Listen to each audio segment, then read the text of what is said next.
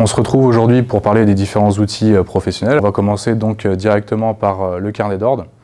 Alors le carnet d'ordre, c'est quoi? C'est tout simplement un lieu où se retrouvent les acheteurs et les vendeurs. Vous allez voir, il y a quelques petites particularités après sur les différents types d'acheteurs et différents types de vendeurs. Mais c'est un lieu où se regroupent tous les ordres qui vont être passés sur les bourses. Que vous soyez JP Morgan ou alors un trader particulier, vous avez accès à la même information qu'un institutionnel. Alors pour la petite histoire, historiquement, le carnet d'ordre, si vous voulez, aujourd'hui tout est numérique.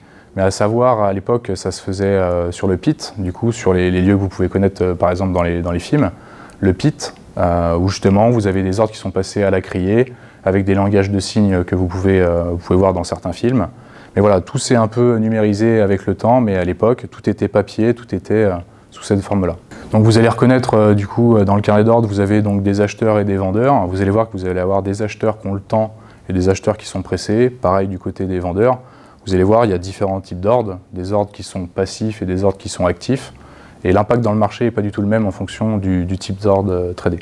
Alors je vous affiche un carnet d'ordre ici.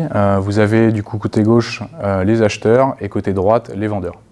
Dans un second temps, on va voir le market profile. Alors c'est un outil qui est utilisé depuis de nombreuses années déjà.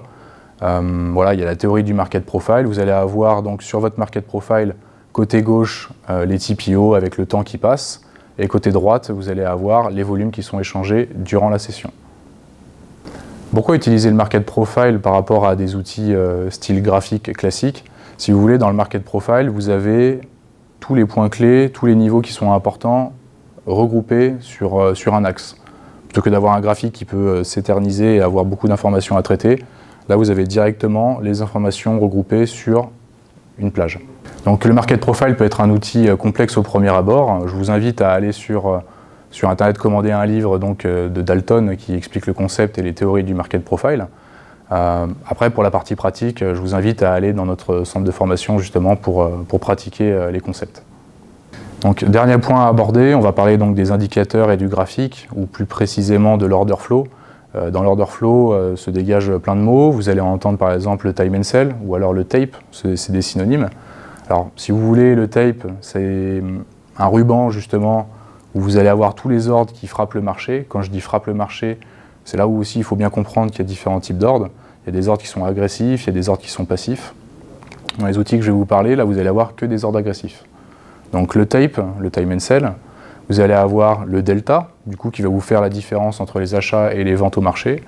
Vous allez avoir le current et le recent qui va vous donner l'historique de ces achats-là.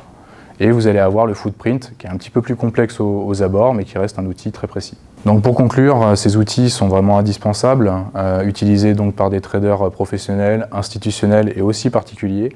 Ce sont des notions vraiment de base à connaître et c'est vraiment le cœur de la formation.